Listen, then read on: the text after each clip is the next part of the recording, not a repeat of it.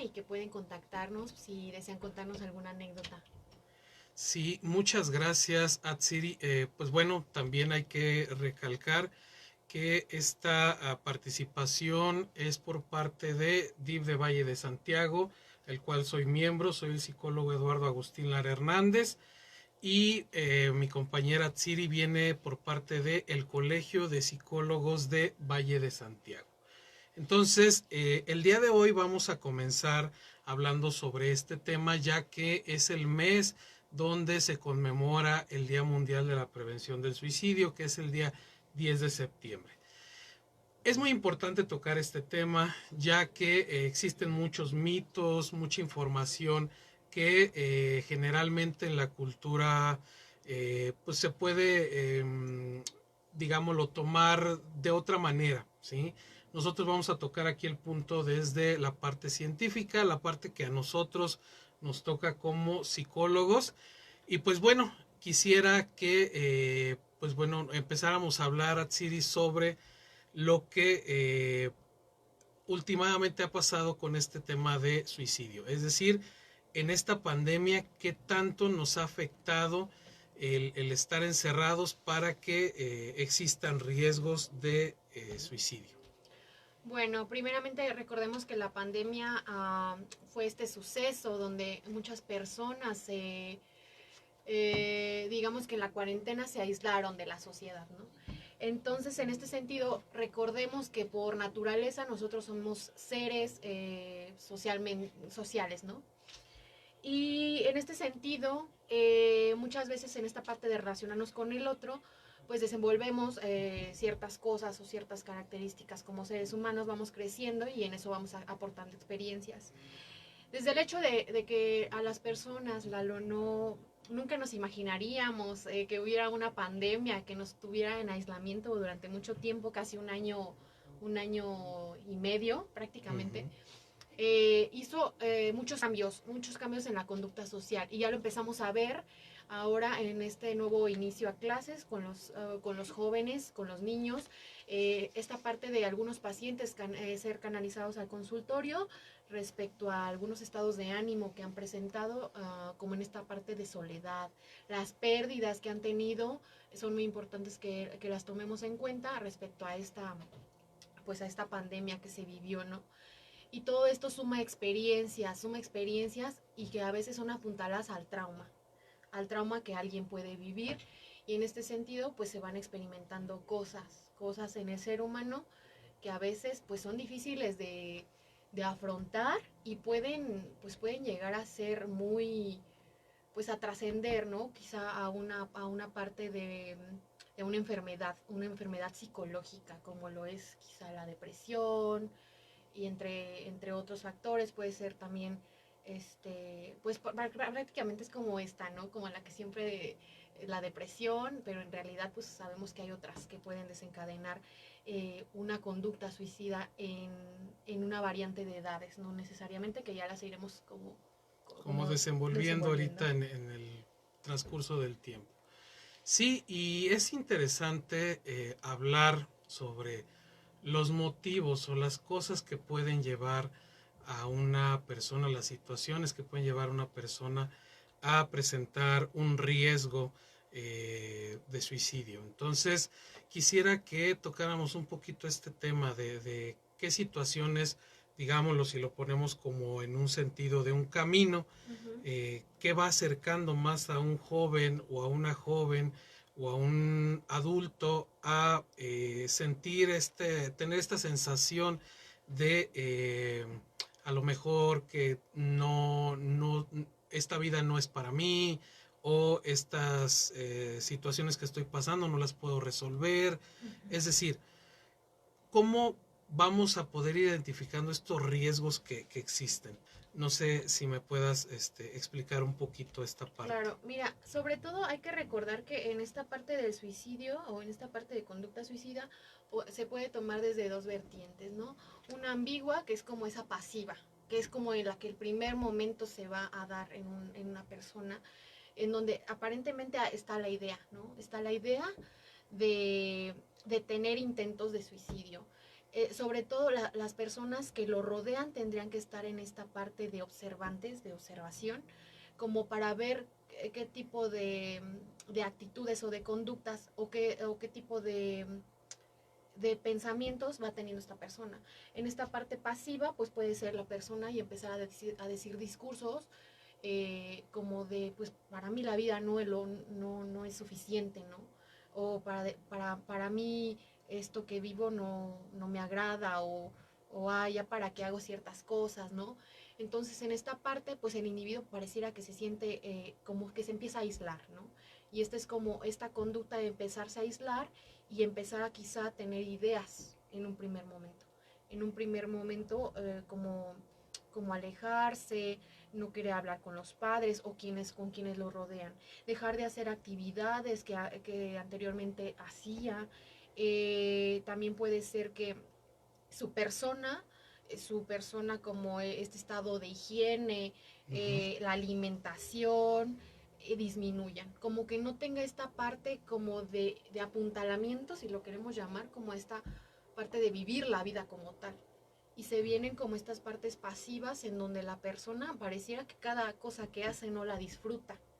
Eh, y esto tendríamos que empezar a lo mejor como padres o como esta persona que rodea y que empieza a ver que es preocupante esta actitud o conducta que tiene esta persona, pues de decir qué está pasando, porque esta persona hay una comparación sobre todo, no era así, o no debe, o siempre pensamos, o no era así, o no debería de ser así, porque se suele comparar, ¿no? Por ejemplo, a los niños, es que yo veo otros niños de su edad y realmente si conviven, si juegan, que también eso es importante verlo, ¿no? Como este observante tendría que ser muy, como muy objetivo en ver si realmente en estos discursos también esta persona está dando un lenguaje, ¿no? Ujú. De si la vida no le es suficiente. Y creo que es muy interesante lo que comentas. Creo que sin duda alguna el identificar estos factores o este discurso o que los padres estén atentos a esas señales nos puede dar una manera importante para que se pueda detectar a tiempo. Creo que también existen otros factores que pudieran estar presentes en otras etapas de la vida. Ejemplo, eh, en la adolescencia tal vez sería importante identificar si existe, por ejemplo, algún consumo. Uh -huh, uh -huh. Sabemos que en la actualidad, digamos, lo que van a la par, el riesgo suicida y las adicciones, ¿sí? Sí. Entonces, sí es como también importante ver esa parte de lo que puede influir también como el consumo de drogas, el consumo de alcohol, ya que es, pues, por ejemplo, el alcohol es un depresor, entonces Uh también -huh. como que influye en eso. El tener estas formas de riesgo, buscar estas formas de riesgo como las altas velocidades o las deportes extremos, también puede ser algo que influya. El vivir, por ejemplo, en una familia con situaciones de Sí. violencia. Entonces, quiero que me hables un poquito más de cómo, por ejemplo, en la etapa de la adolescencia también se pueden incluir estas formas y cómo afecta para detectar que existe un riesgo. Sí, estas condiciones ya son más concretas y más activas, ya no son tan pasivas, o sea, es decir, el individuo ya actúa conforme a eso.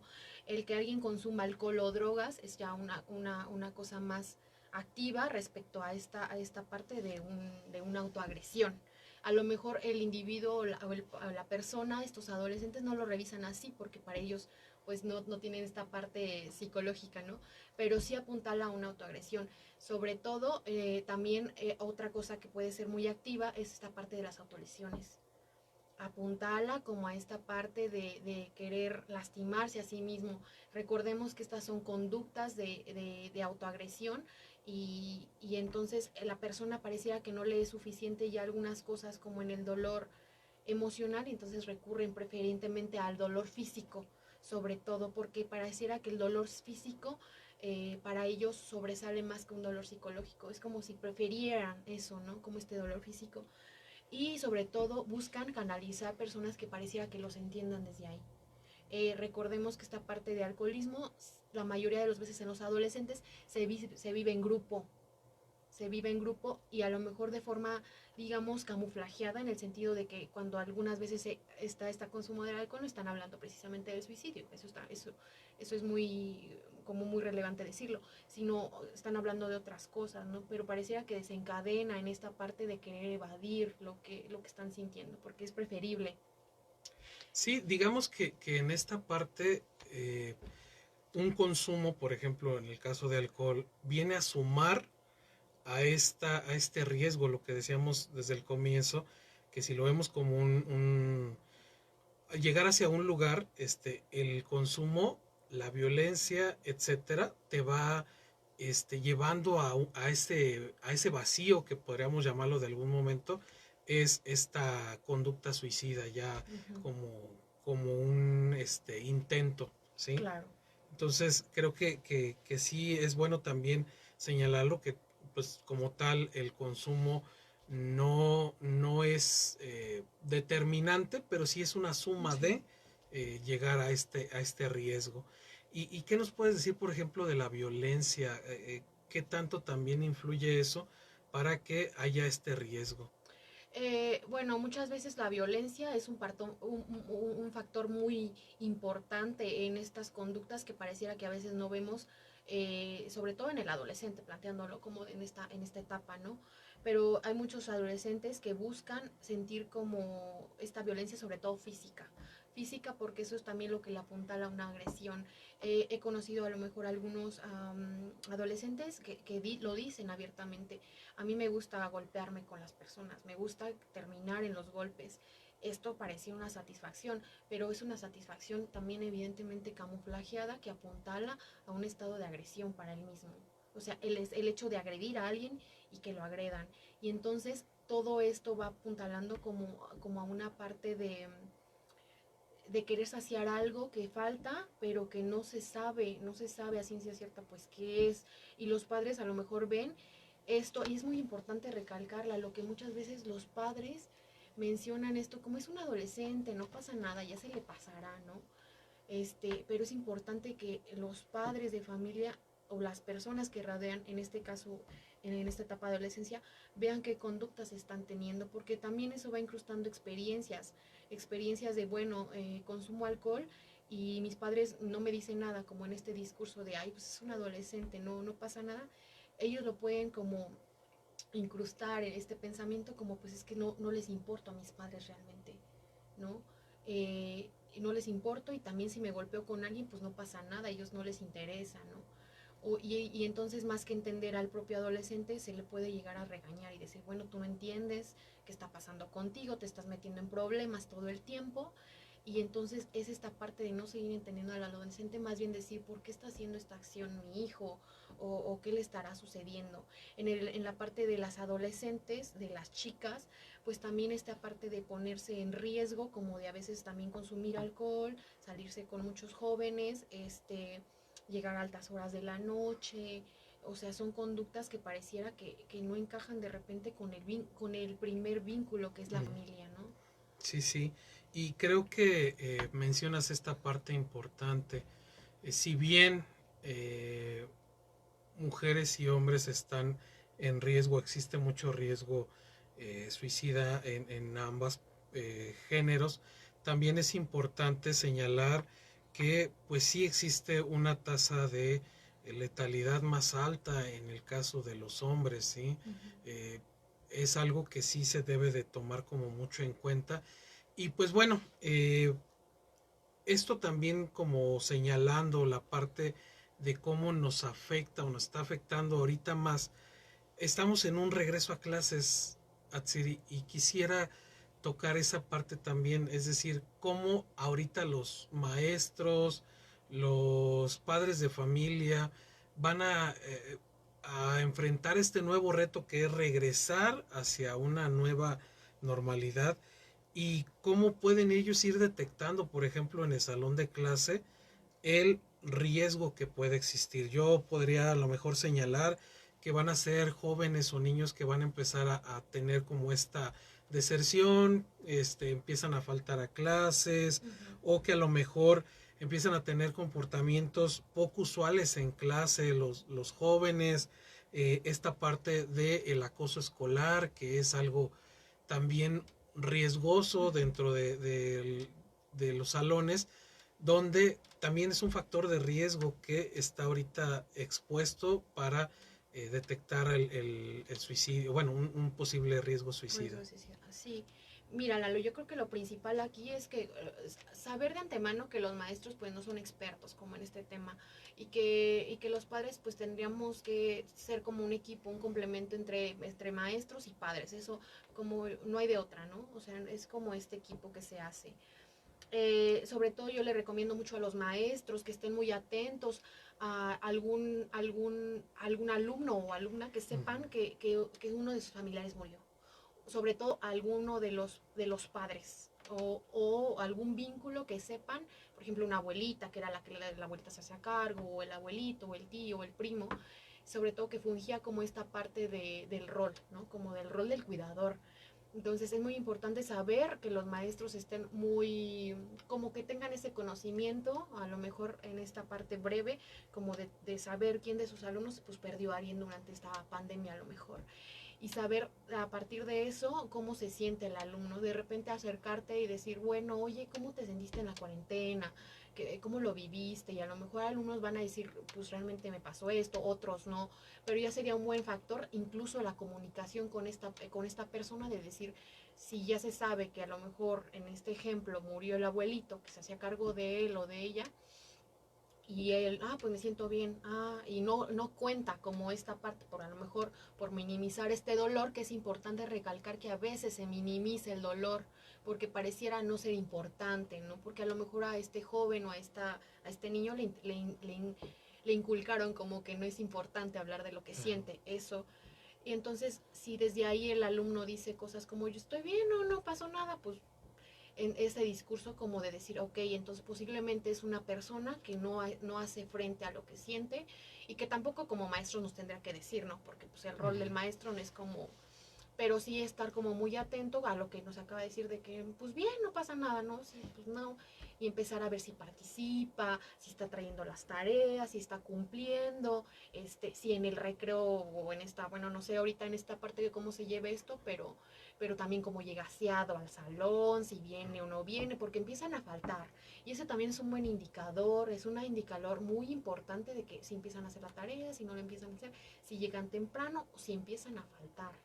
Eso es muy importante, acercársele a los alumnos que de repente ya empiezan a tener constantes inasistencias y pues seguirles diciendo, está todo bien, oye, ¿qué crees? Que desde el ámbito escolar pues he visto que no has venido y pues por acá hay ciertos pendientes. ¿Cómo podríamos hacerle entre el rol de maestro-alumno? Pues cómo podemos hacerle para que no vayas a desertar, ¿no? Como entenderlo, más a lo mejor saber, ¿no? En este imaginario el maestro, decir, pues a lo mejor el alumno algo le pasa, no me lo quiere contar porque pues él tendrá sus razones, pero sí decir algo está sucediendo y eso es lo real porque yo lo estoy viendo como docente. Sí, y creo que también comentas algo muy importante, que es el hecho de no minimizar la situación. O sea, finalmente los alumnos también están o estuvieron expuestos a una situación de confinamiento y les está costando mucho trabajo comentar lo que sienten o cómo van viviendo este cambio.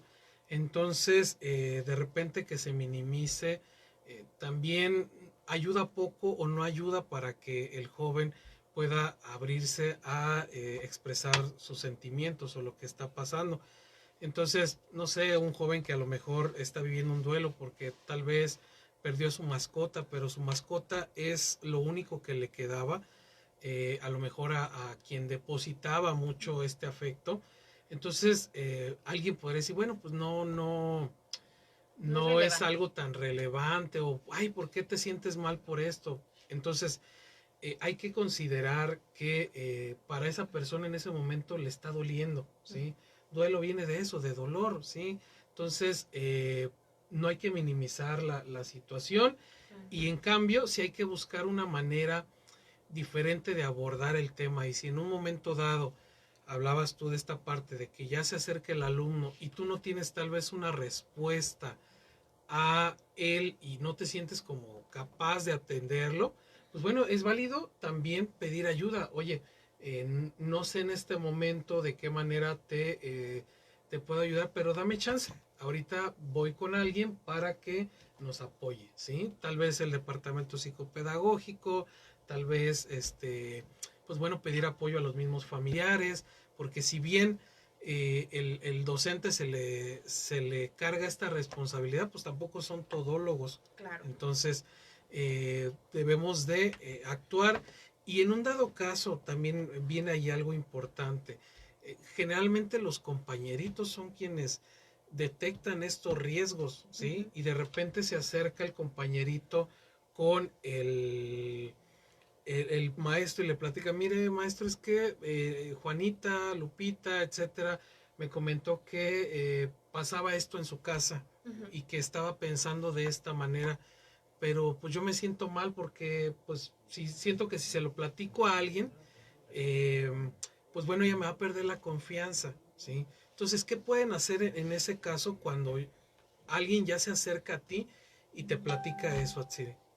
Yo creo que es muy importante como docentes también en este rol que, que nos interese el alumno y que nos demos cuenta pues con quién se junta y de repente a lo mejor si no podemos hablar con esta persona pues y se acerca y es como una ventaja más, ¿no? Si la amiga en este caso que planteas en este ejemplo se acerca y de repente viene con este discurso de pues es que sí me dijo esto pero no sé cómo ayudarle, pues a lo mejor se podría hacer como en esta confidencialidad con esa misma alumna, ¿no? Decirle, pues te agradezco que me hayas venido a contar, creo que no me puedo meter tanto, pero mira, ¿qué te parece si nosotros, tú en esta parte de confianza, rol docente-alumno, que está viniendo a contar algo de alguien externo, ¿no? Recordemos pues, que es un caso externo, pues podríamos empezar a trabajarlo a través de esta persona con la que sí se le tuvo la confianza. Es muy importante que no se pierda este personaje, ¿no? Este personaje es como el aliado que puede venir a ayudar en este caso. Uh -huh. Entonces, es muy importante que tampoco se le deposite a esta persona todo, ¿no?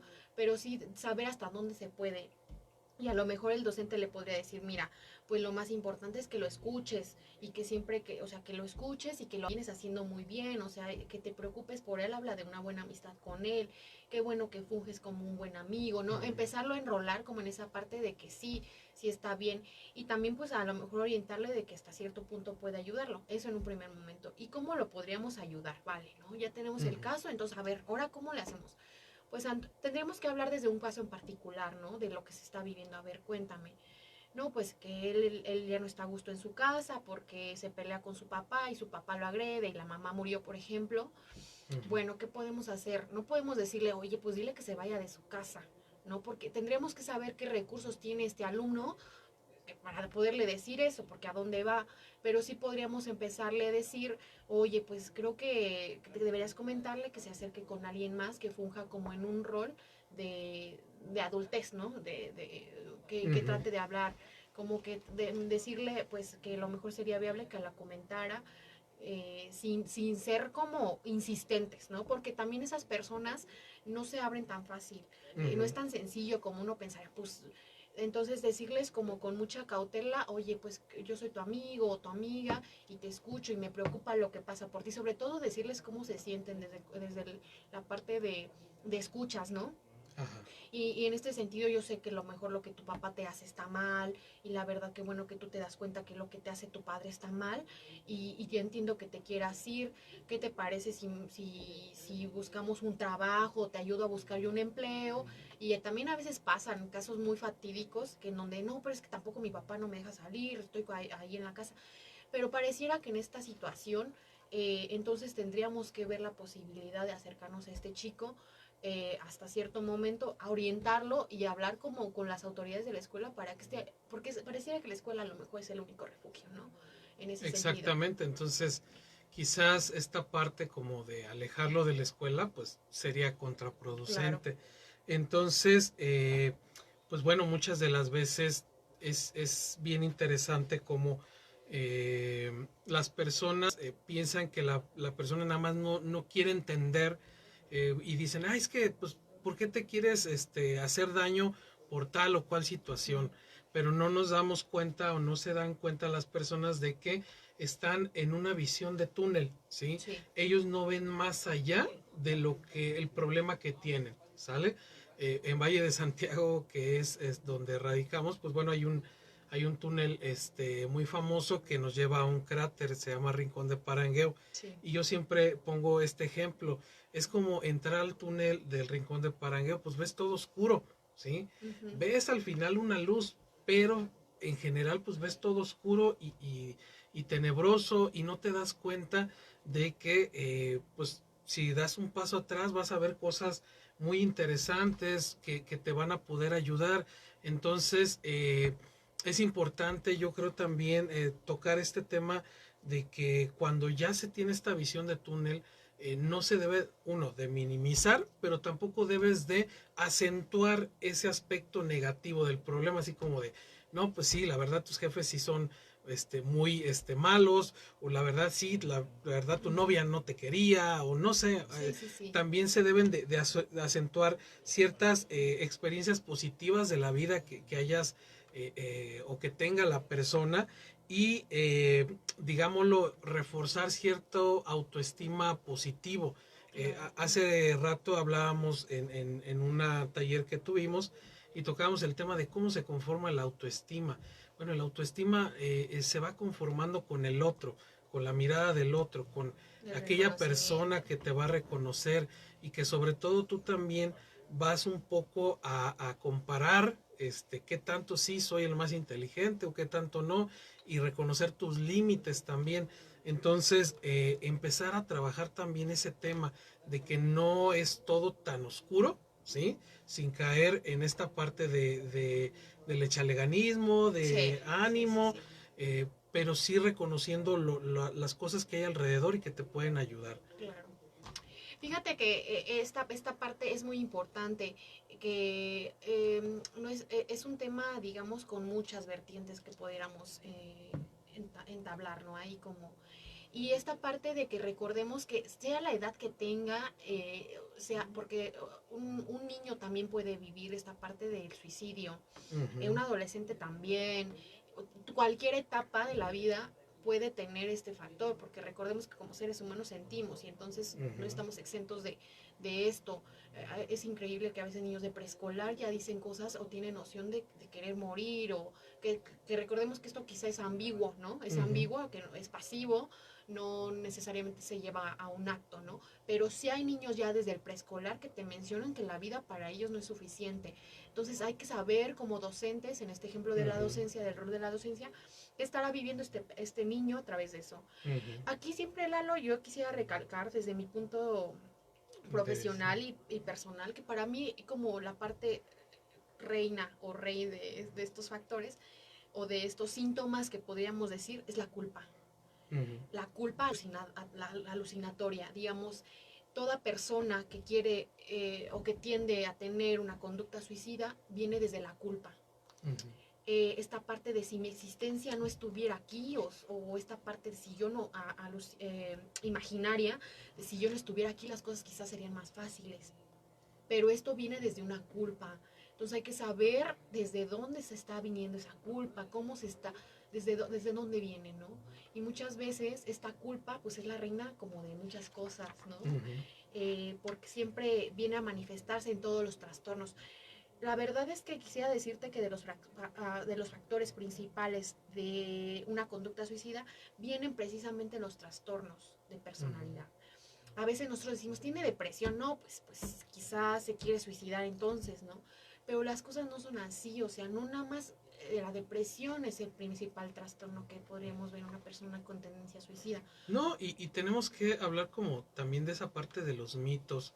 O sea, generalmente la gente cree que una persona que se suicida está deprimida y la realidad es que no es así. O sea, existen muchas otras causas, lo que hablábamos ahorita, estos factores de riesgo que pueden llevar a una persona a el tema del suicidio. Entonces, antes quería hacer un pequeño paréntesis aquí, querida Tsiri, para recordarle a las personas que nos escuchan en el 96.1 de radio y a las personas que nos ven por la transmisión de Facebook, en las páginas de Radio Esperanza, que se pueden comunicar con nosotros a el número 464-6909-601 o al número de WhatsApp que es 464-652-5000.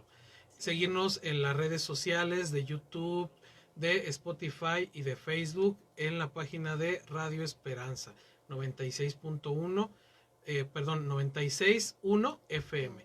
Entonces, aquí estamos hablando sobre el tema del suicidio. Y pues bueno, estamos mi compañera Atsiri Valencia, que ella es parte del Colegio de Psicólogos de Valle de Santiago, su servidor, el psicólogo Eduardo Agustín Lara Hernández, coordinador del área de prevención de DIF de Valle de Santiago. Y pues continuemos con esta parte del tema. Creo que es muy interesante lo que estabas comentando ahorita, Tsiri, esta parte de más allá de pensar que el suicidio es por una enfermedad, también tenemos que tomar en cuenta que existen todos esos factores sociales, biológicos también, etcétera, que pueden llevar a una persona al pensamiento suicida, a la idea suicida. Entonces, por ahí existen dos, tres mitos que sería importante como recalcar. Uno de ellos, el que comentabas tú, las personas que se suicidan están deprimidas. Entonces ya hablamos un poquito de que no es así. Las personas que se suicidan no están precisamente deprimidas. Habrá casos, pero cada uno tiene sus particularidades, Claro, ¿verdad? claro. Sí, sí, sí, sobre todo hay una como combinación, ¿no? Una combinación de trastornos. Los factores de riesgo de conducta suicida, pues hablábamos principalmente que uno de ellos pues es el trastorno y a veces pues llegan a ser trastornos que vienen acompañados uno con otro. Puede ser que alguien tenga ansiedad y también tenga paranoia, ¿no? Y eso también es un indicador que la persona no necesariamente tiene depresión, pero sí podría ser un factor que diga, ¿sabes qué? Pues ahí está mi conducta suicida. O puede ser que alguien tenga esquizofrenia y en esta parte de las alucinaciones ve una realidad pues que para él sí existe, pero pues para los otros no. Y a veces también es muy interesante saber cómo este tema sería muy importante algún día tocar este tema de la esquizofrenia, porque sería muy importante ver cómo lo vive una persona así y que también no se le entiende y desde esta parte o desde este trastorno pues visualicemos una persona que ve cosas, que escucha cosas y que no nadie más lo entiende, ¿no? Sí, que muchas de las veces se le juzga y socialmente se le llega a señalar como alguien que, no sé, no está adaptada a este medio.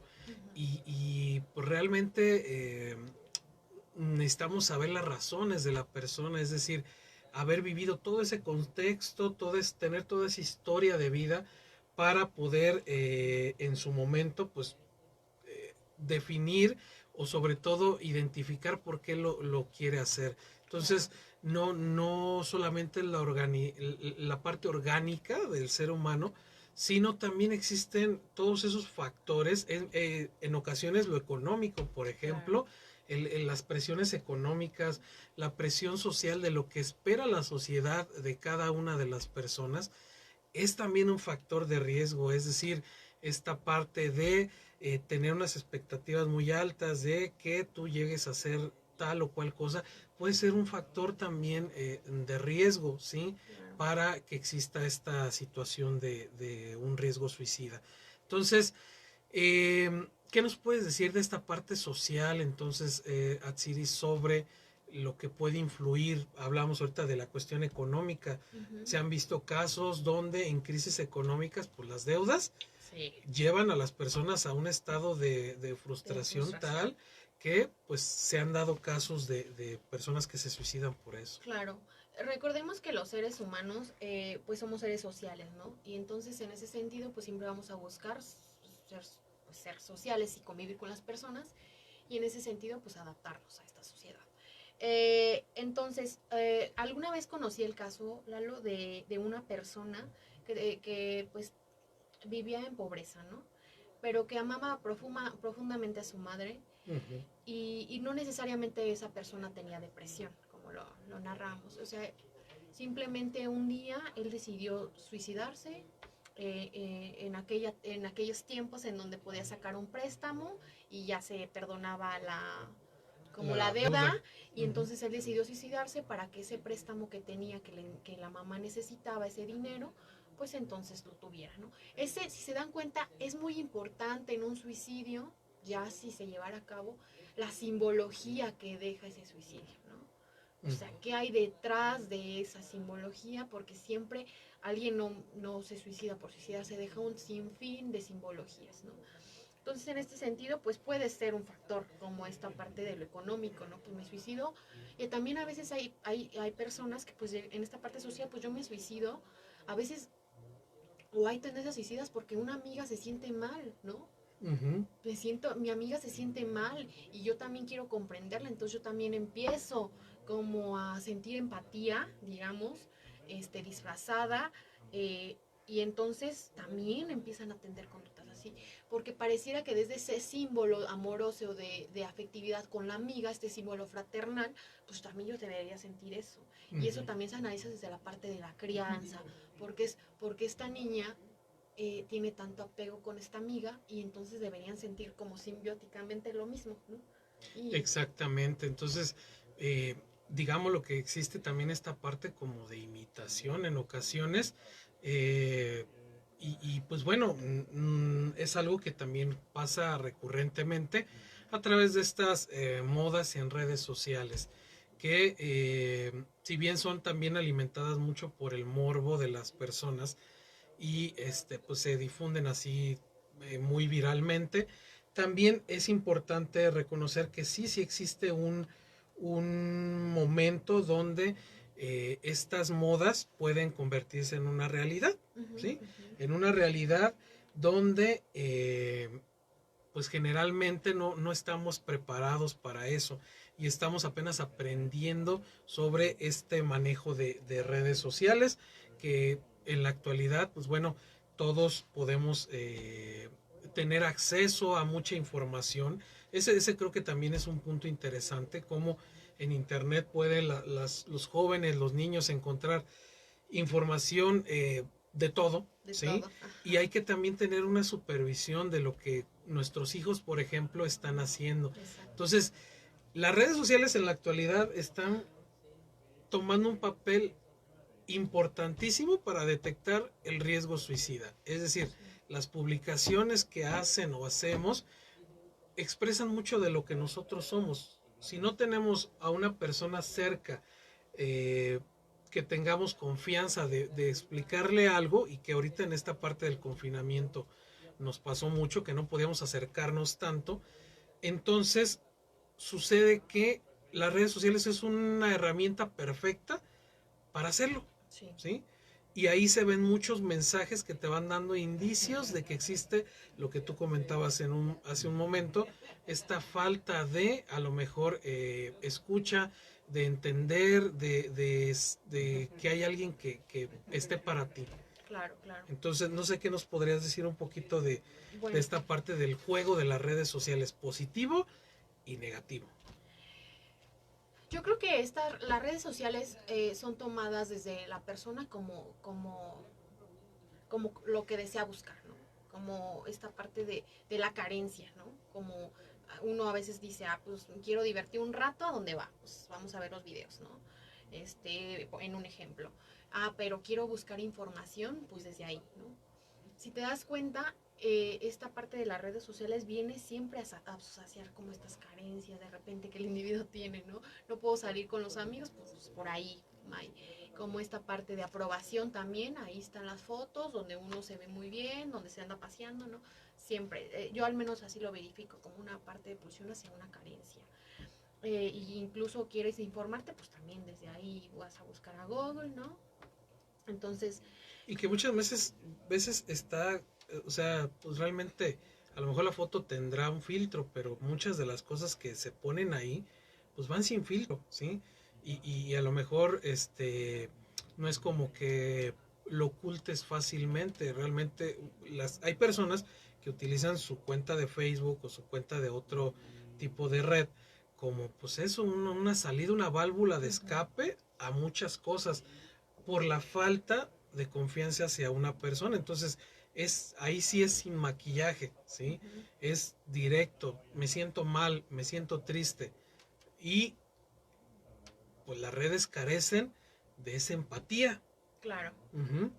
¿Por qué? Porque pues muchas de las veces tú ves la publicación y sigues bajando y sigues bajando y no nos tomamos el tiempo para hablar con esa persona. Claro.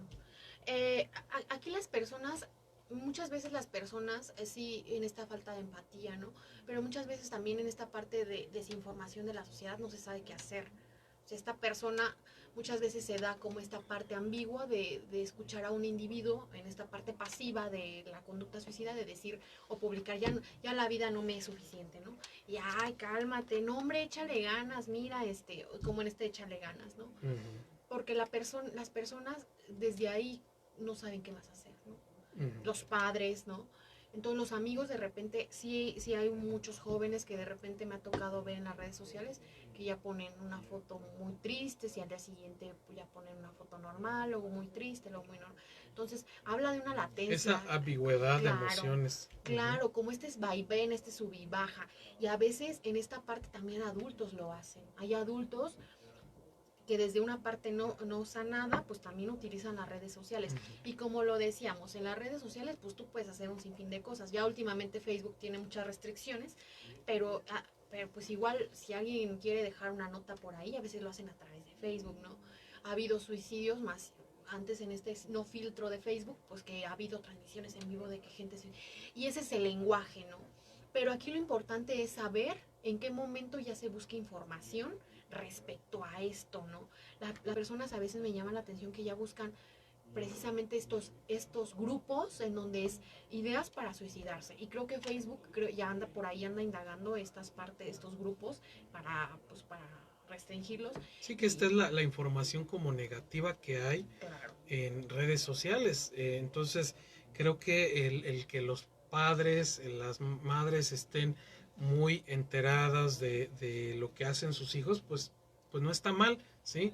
Alguna vez me preguntaba una mamá que si estaba bien tener a su hijo en redes sociales y yo le dije, pues sí, al final de cuentas está bien. Finalmente también hay que tener como conciencia de que pues tal vez vas a ver cosas que no te van a gustar, claro. ¿Sí? Pero ahí es donde tú estás atento a lo que está pasando, el manejo que tiene tu hijo en redes sociales. Y pues bueno, se nos está cortando un poquito el tiempo y la verdad es que es un tema demasiado extenso, no acabaríamos en muchos programas de hablar de él, sí. Pero sí quisiera que las personas, los radioescuchas que están a través de Facebook, a través de YouTube, a través de Spotify y Radio Esperanza 96.1, supieran de qué manera ayudar a una persona. Es decir, qué opciones hay para poder ayudarlo. Bueno, de antemano hay que señalar que Secretaría de Salud a través de los centros de salud de cada municipio tienen su comité para prevenir las conductas suicidas.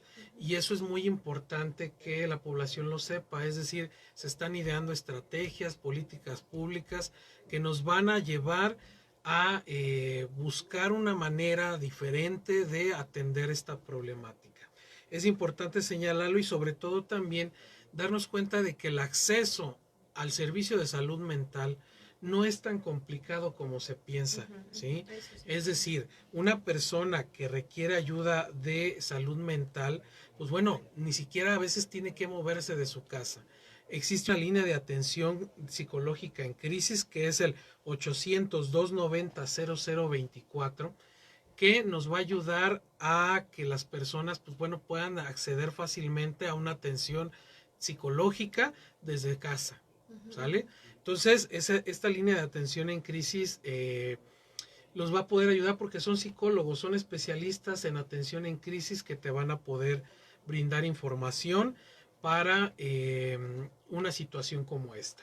También existe la página de dinámicamente.mx, la cual tiene como objetivo también brindar un acceso diferente para la atención de la salud mental.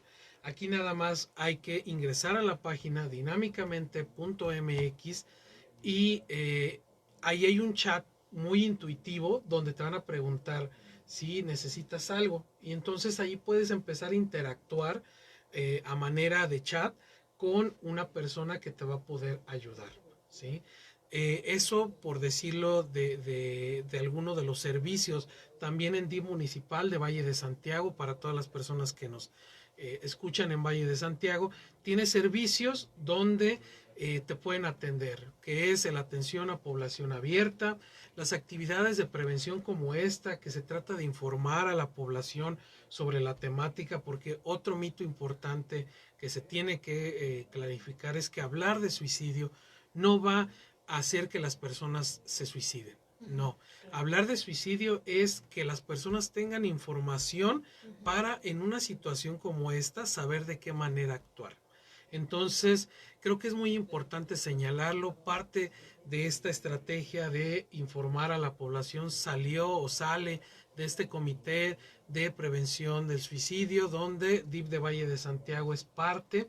Y pues bueno, el Colegio de Psicólogos también forma parte de esta estrategia. Entonces, no sé, para ir cerrando, Atsiri, ¿qué nos podrías decir sobre cómo se pueden acercar las personas para eh, ser atendidas? Pues principalmente la población debería saber que no está solo, ¿no? O sea, que sí hay personas profesionales que pueden orientarles en esta parte y de que no es sano minimizar lo que sienten. Lo que sientes tú, lo que sientes es importante. Nunca lo minimices. Eso es como la raíz. Hay que hablarlo y que sobre todo pues saber canalizarlo como a profesionistas, ¿no? Y que sí hay profesionistas que están en esta labor, como la acabas de mencionar, de querer ayudar y, y que no se minimice y que hablar de este tema no es como un tabú, ¿no? O sea, dejemos de estigmatizar esto. Hablarlo es informarse, tomarlo y a lo mejor saber que alguien necesita nuestro apoyo y es importante que no se minimice, ¿vale? Y también que si desean contactarnos, pues estamos en la página de Colegios de Valle de Santiago, ¿verdad? Colegio de Psicología de Valle de Santiago, donde también podrán tener información de las personas que estamos conformando esta asociación. Y pues bueno, es importante que se recalque esto. Nos queda poco tiempo y quisiera aprovechar pues agradeciendo el espacio que nos están brindando de aquí de Radio Esperanza y también comunicando que la próxima semana habrá otra charla. Esta charla que se dará va a ser con también una compañera, la psicóloga Saraí Lara, la cual nos acompañará como parte de esta estrategia de difusión de información sobre la prevención del suicidio. Recordemos, el día 10 de septiembre se conmemora y el próximo 9 de septiembre estaremos aquí a las 3 de la tarde dándole continuidad a este tema sobre la prevención del suicidio. Entonces, pues bueno, vamos un poquito despidiéndonos. Los invitamos a que sigan las redes sociales del Colegio de Psicología. Los invitamos también a que sigan las redes sociales de Radio Esperanza y también los invitamos para que se suscriban al canal de YouTube de Radio Esperanza. Por favor, ahí se quedan grabados estos programas de información para toda la población y es interesante que todas y todos, pues bueno, informándonos vamos a contribuir a que se Claro. prevenga o que existan estos riesgos de suicidio, ¿verdad, Claro. Siri? Sí, sí, sí. Informarle que informarse es muy importante y que tampoco no, la información siempre he pensado que es muy poderosa, ¿no? Entonces es importante que esta información se quede en estas precisamente redes sociales y que sepan que ahí está para ustedes, ¿no? Y que nosotros hacemos esta labor de orientación, pues con todo el entusiasmo y con toda esta parte de formar nuestro granito de arena para con la sociedad y que se den cuenta pues que estos temas no son tabú. Sí, no, no es un tabú. Y también pues mucho del público no está en Valle de Santiago, está también aquí en Salamanca. Se pueden acercar a su centro de salud para que les den mayor información con las psicólogas y psicólogos que están ahí. A la jurisdicción sanitaria también para tener más información. Hay psicólogos muy capacitados aquí en Salamanca, Guanajuato.